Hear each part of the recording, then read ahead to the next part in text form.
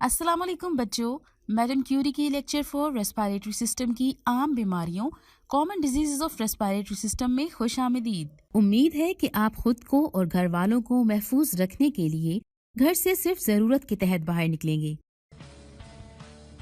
बुखार और जिस्म पर कपकपी का होना, ये अलामात कोल्ड या फ्लू की हैं या फिर कोई और खतरनाक बीमारी है। अगर आपको बुखार के साथ सांस में दुश्वारी, सीने में दर्द, थकावट या खांसी है तो लाजमन ये नमूनिया है। ये फेफड़ों की ऐसी इन्फेक्शन है जिससे आप बहुत बीमार हो सकते हैं। अगर आपका इम्यून सिस्टम ज्यादा मजबूत नहीं है तो खास तौर पर सर्दियों में आपकी कफ या कोल्ड नमूनिया बन सकती है।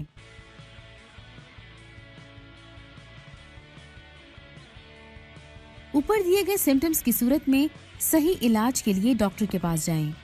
ज्यादा पानी पीकर, अच्छी खुराक खाकर, सही से रेस्ट करके और प्रॉपर मेडिसिन के जरिए इस बीमारी का इलाज मुमकिन है।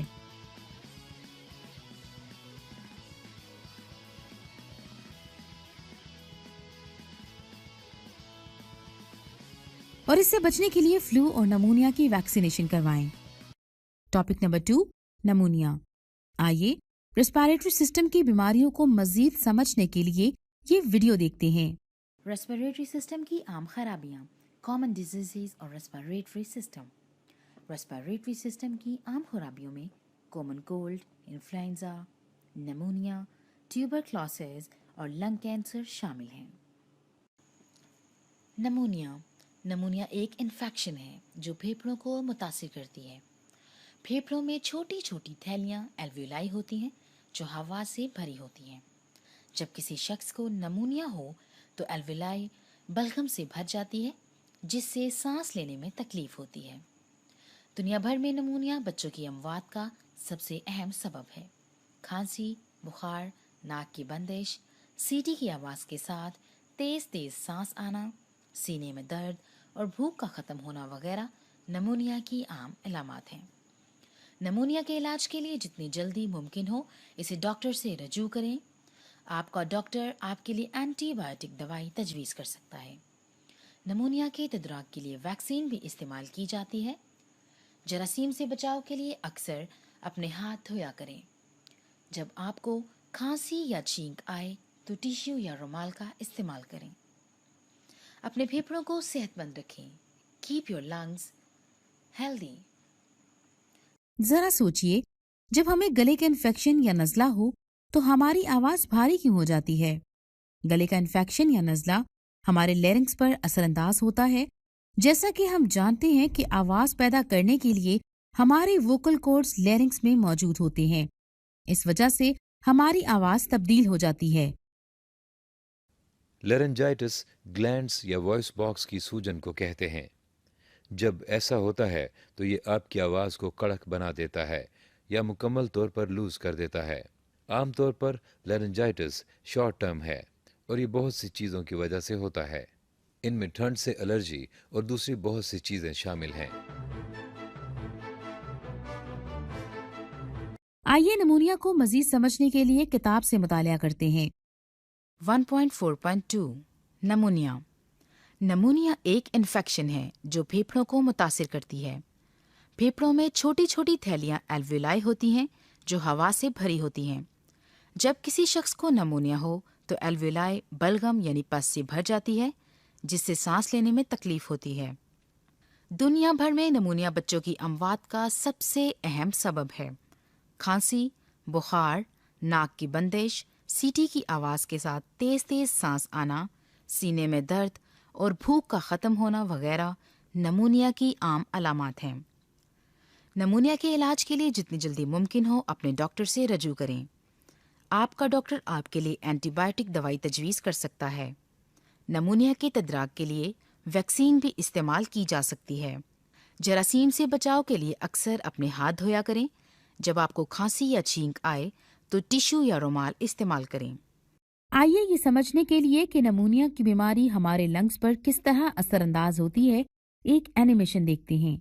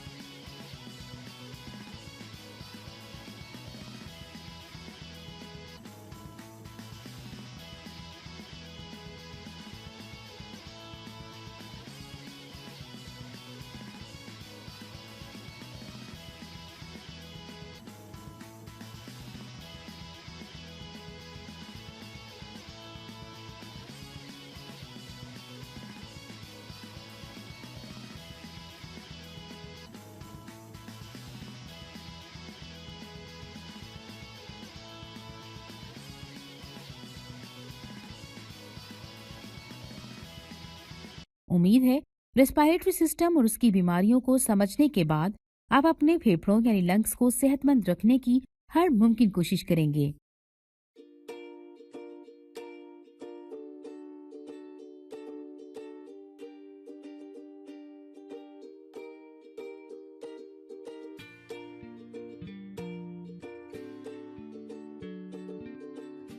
अपने फेफड़ों को सेहतमंद रखें। Keep your lungs healthy. फलों और सब्जियों में विटामिन्स होते हैं। विटामिन्स हमारे फेफड़ों को सेहतमंद रखते हैं।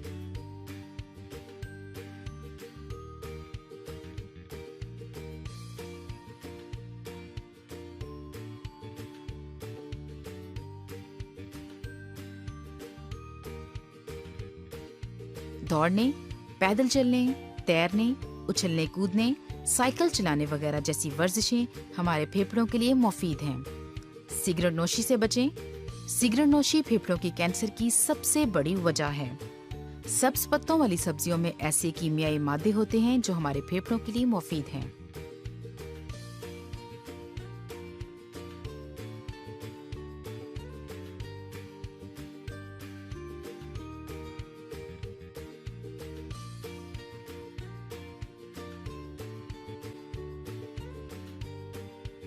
आप लंग्स के अम्ली मॉडल को घर में बनाने के लिए ये एक्टिविटी कर सकते हैं। सरगर्मी 1.2। सरगर्मी 1.2। एक फेफड़े का अम्ली मॉडल। आपको जरूरत होगी 2 गुब्बारे, एक छोटा एक बड़ा, सोडा पीने की नलकी यानी स्ट्रॉ, टेप, कैंची, चिकनी मिट्टी या मोम, एक छोटी शफाफ प्लास्टिक की बोतल जिसका पेंदा कटा हो। प्रोसीजर, तरीकाकार। छोटे गुब्बारे का खुला सिरा सोडा पीने की नलकी के एक सिरे पर चढ़ाएं। टेप की मदद से गुब्बारे को नलकी से जोड़ दें। एक बड़े गुब्बारे का सिरा काटें।